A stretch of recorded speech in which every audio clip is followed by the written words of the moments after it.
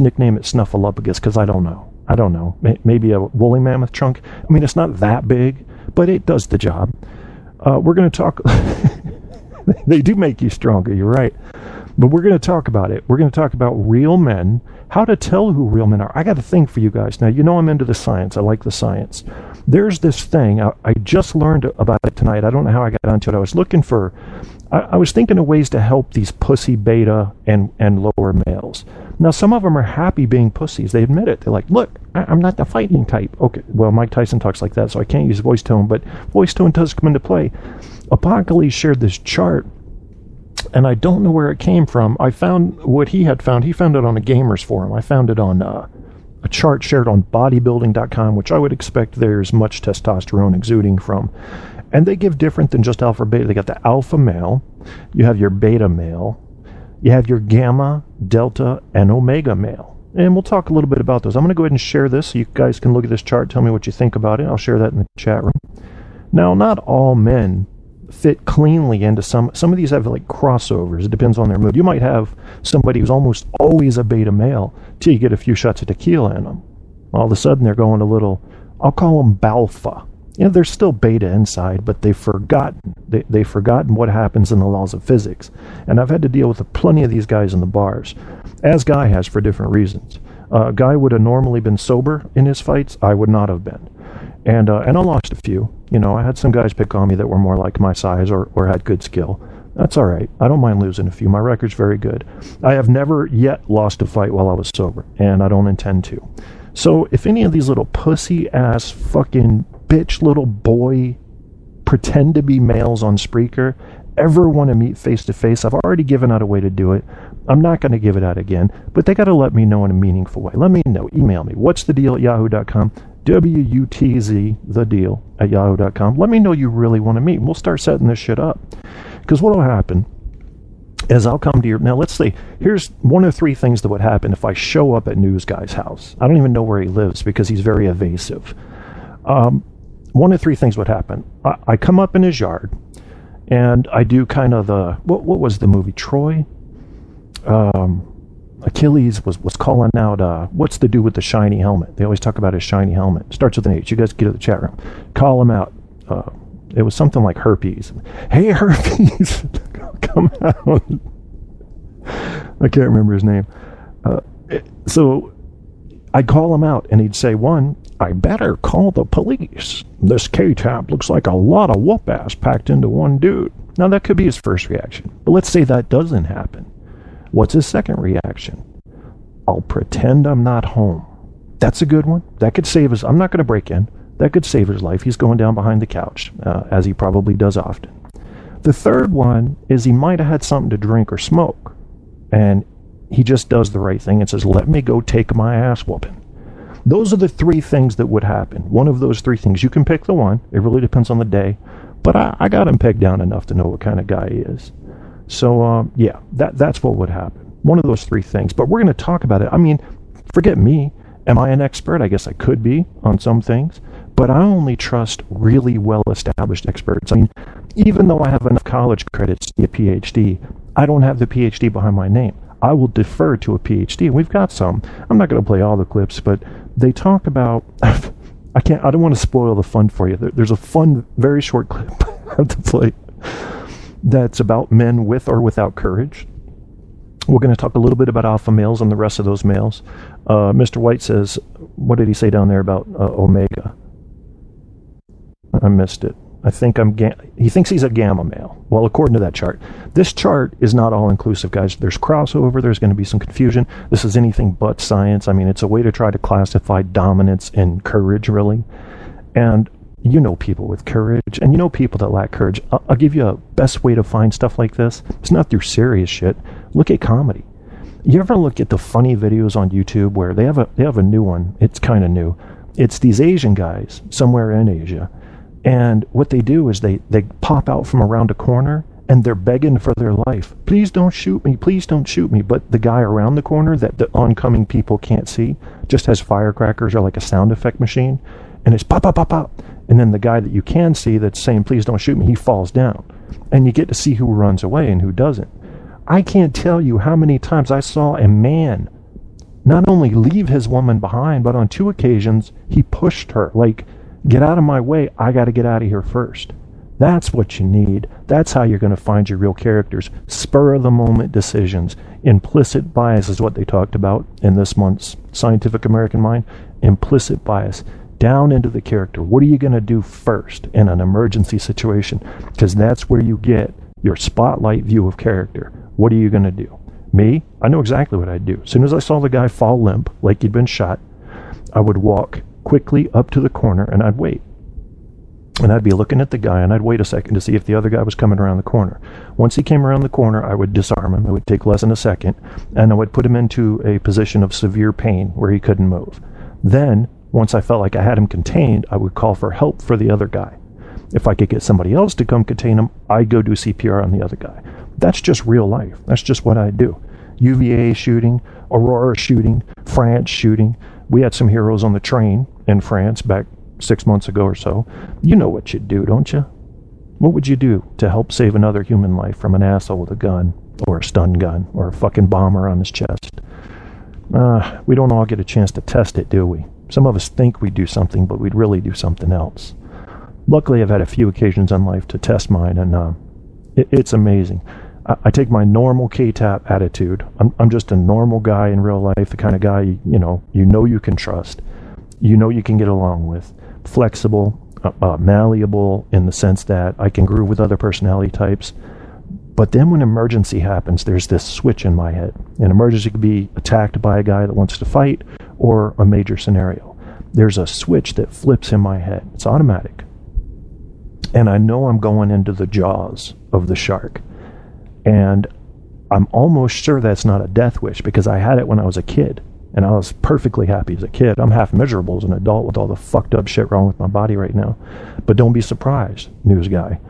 If you and I come face to face, I'm going to leave you in pieces and still have a bad back and bad knee. That's just training and spirit and will overcoming body problems for a couple of minutes. That's all I need. 30 seconds with a guy like News Guy, and he's in pieces. I don't want to do that to you. Guys got to get to you first. I want you to heal first. You know, Guy put dibs on you, so I'm not going to compete with him for first dibs on News Guy. I'm going to let Guy do his thing. I can't wait to hear about it. I want all the creative details. But then I got to let you heal.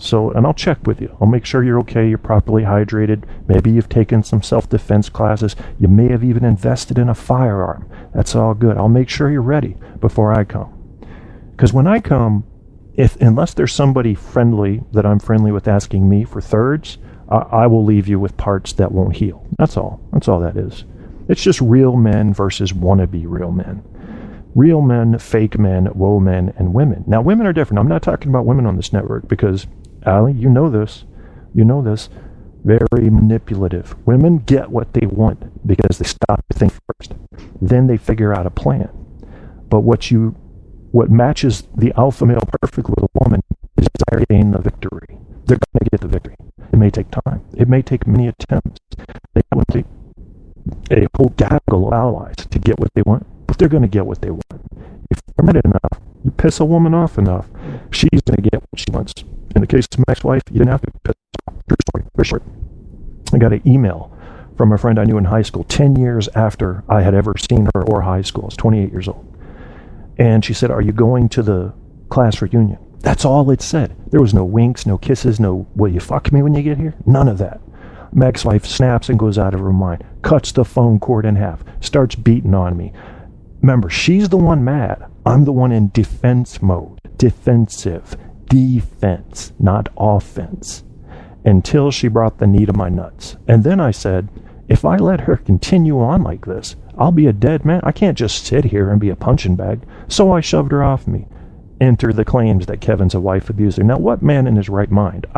Who is it? Are you the man, Mr. White? Would you take the knee to the nuts and say, "Well, I did get an email from a girl in high school. I guess I should let her take the next punch"? I don't know. I couldn't do it. I had to go ahead and take action. And what I'm afraid of is I hear people talking about how they mature over the years. I don't think I've gotten past that. I think I would still do the same thing. There's no reason in a situation like that to knee me in the nuts. Now, let's say I cut somebody off in traffic, didn't see him. cut him off in traffic, actually made them wreck their car. And the dude had his girlfriend with him and she was injured.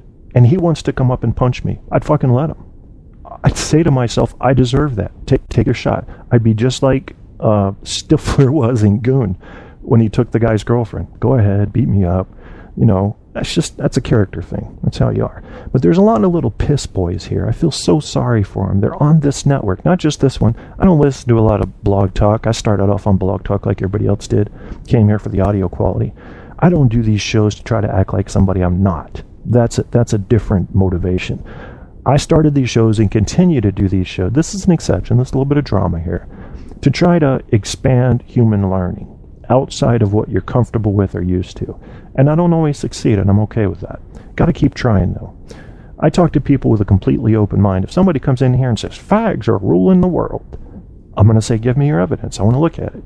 And you may come up with some fucking convincing reports that the gay people are overtaking command post in the world. And you might convert me. I just need to see the evidence, that's all. Ali says they take things too serious and they uptight and shits. It depends on what it is. Because the right person saying the right thing can get under my skin, but I've learned a lot. Guy taught me everything I ever needed to know when he said, consider your source. There are very few people on this network that I respect. I'm sorry. For one thing, I remember when Apocalypse and I did a show, he sent me a clip. He didn't actually come on the show. He was going to. And he was talking about real friends versus internet friends. And I have a belief that you can be strong friends with somebody you only know on the internet. It takes a lot of time to get to know them.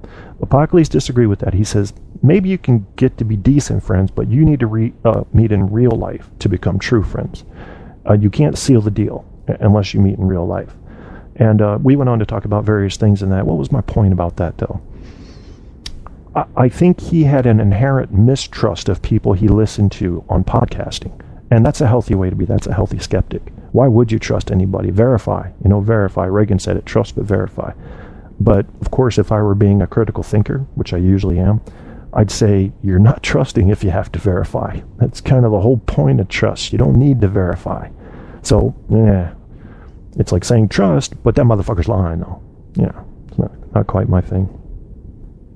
Shillbilly Internet Radio is in my chat room. How did I forget to block him? I think a guy told me to unblock him, so I do what Guy says. Guy's a success and I'm not, so I do what he says. If you're smart, you'll follow the leaders on this network. You'll follow the talent on this network. And I'm not too stupid to not listen to people that have figured it all out. And that's weird because pride comes into play, doesn't it? You have your pride. Human beings, for Christ's sake, would you please admit to yourselves, you want to be right? You want to be right. Maybe not even necessarily in what you're saying, just in what you're thinking. So if you're a Muslim and I start to show you evidence that your religion has major flaws in it, how are you going to react to that? This is evidence, pretty solid stuff. You don't want to see that. I remember when Barack Obama was doing a debate. He actually did it in 2 locations if you look at the films, where he brushed off his shoulder. Remember that? He was talking about Hillary in one of them. How do you handle those attacks? Just brush them off. Well, the same brushing off action also happens to be what people do with their emotion. When reason comes into their head they don't like, they brush it off. I don't want to hear that. I don't want to know that. Get on out of here. Going back to what I was thinking before. That, my friends, is what it is to live in an at least partially illusory world. I like reality. I like to know where reality is, even if I choose to walk away from it. As I've said too often before, we got to talk about some new shit this show. I don't want to do repetition is one of the things. What's up, Zodiac Apocalypse in the chat room. And I remember people telling me on several occasions, Kevin, your shit's getting repetitive. And I'm going, fuck, it's not really. Yes, it is, but it's because I'm trying to get some points across. So I'm going to try to not be repetitive here. Let's get on to this one clip. Now, this is for my friends that honestly... Hi, I'm Yulene Martens, the creator of smartandsugar.com, and I help women use their talents to start their business online and reach the target audience using video marketing strategies to increase their sales. In this video, you are going to learn about courage, or the lack of courage. We all have dreams, objectives, and changes that we'd like to make in our lives, right? But often we just don't have the courage to start doing something and achieve our dreams. Is that your case?